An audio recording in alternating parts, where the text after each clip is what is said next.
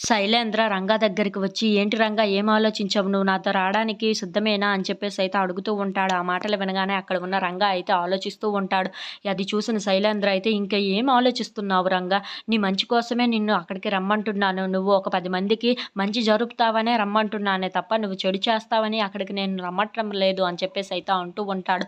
ఆ మాటలు వినగానే అక్కడ ఉన్న రంగా అయితే ఆలోచిస్తూ ఉంటాడు. "నీ అవసరం కూడా తీరుతుంది. అది ఆలోచించుకో రంగా" అని చెప్పేసైతే అంటూ ఉంటాడు. ఆ మాటలు వినగానే అక్కడ ఉన్న రంగా అయితే ఒక్కసారిగా శైలేంద్ర వైపు చూస్తూ ఉంటాడు. "అవును మరి మీ నానమ్మ ఆరోగ్యం బాగుపడాలంటే నేను ఇచ్చే డబ్బులతో నీకు బాగుపడుతుంది కదా! అందుకే నువ్వు ఒక నెల రోజుల పాటు నాతో ఉంటే చాలు" అని చెప్పేసైతే అంటూ ఉంటాడు.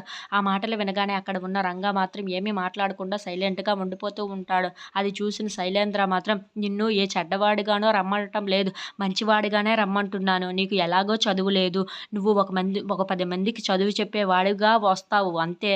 అంతకు మించి ఇంకేమీ లేదు" అని చెప్పేసైతే అంటూ ఉంటాడు. ఆ మాటలకి అక్కడ ఉన్న రంగా మాత్రం ఏమీ మాట్లాడకుండా సైలెంట్‌గా అక్కడ ఉండిపోవటంతో, "చూడు ఆలోచించుకో, దేవుళ్ళే ఎన్నో రూపాలు మారి మంచి పనులు చేయడానికి కిందకి వస్తూ ఉంటారు. అలాంటిది మనం మానవ మాత్రులం. నువ్వు ఒక మంచి పని చేయడానికి రంగావి రిషిగా మారలేవా?" అని చెప్పేసైతే అడుగుతూ ఉంటాడు. ఆ మాటలు వినగానే అక్కడ ఉన్న రంగా మాత్రం ఏం చెయ్యాలా అని చెప్పేసైతే ఆలోచిస్తూ అలా ఉండిపోతూ ఉంటాడు. అది చూసిన శైలేంద్ర, "చూడు రిషి, ప్లీజ్ ఒప్పుకో. ఒక నెల రోజులు మాత్రమే. ఒక నెల రోజుల పాటు నువ్వు రిషిగా మారితే చాలు" అని చెప్పేసైతే అంటూ ఉంటాడు. ఆ మాటలకి అక్కడ ఉన్న రంగా అయితే సరే అని చెప్పేసైతే ఒప్పుకుంటూ ఉంటాడు. If you like this video, please like, share and subscribe friends.